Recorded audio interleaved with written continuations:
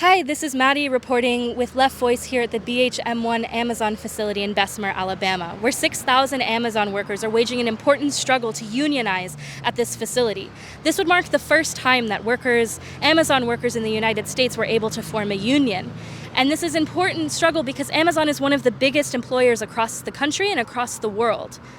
And so this union attempt is right off the heels of the pandemic, in which Amazon made record-breaking profits, trillions of dollars in profits, while workers came in and day out, day after day, putting themselves, their families, and their communities at risk just so that Amazon could make a profit.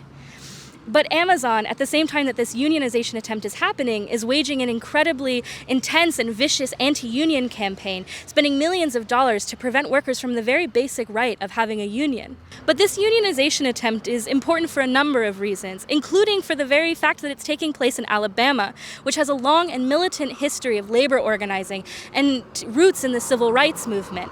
But it's also a place in the United States that has some of the most harsh and unyielding anti-labor and anti-worker legislation anywhere.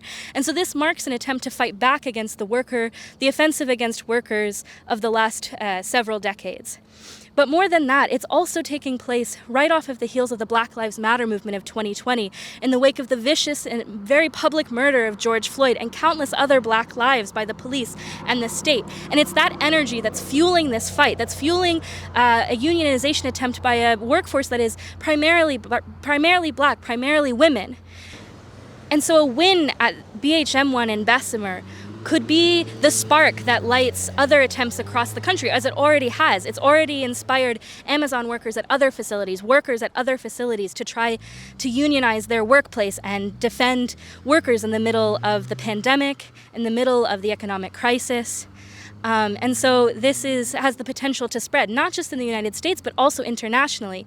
Again, Amazon is one of the largest companies across the world, and this unionization attempt has also inspired workers across the world to fight back against Amazon and all of its cuts and attacks on workers. And so for a number of reasons, this is a historic and symbolic effort, and it deserves all of our solidarity across the country and across the world. There are just 4 more days of voting until Amazon workers know if they're able to form a union.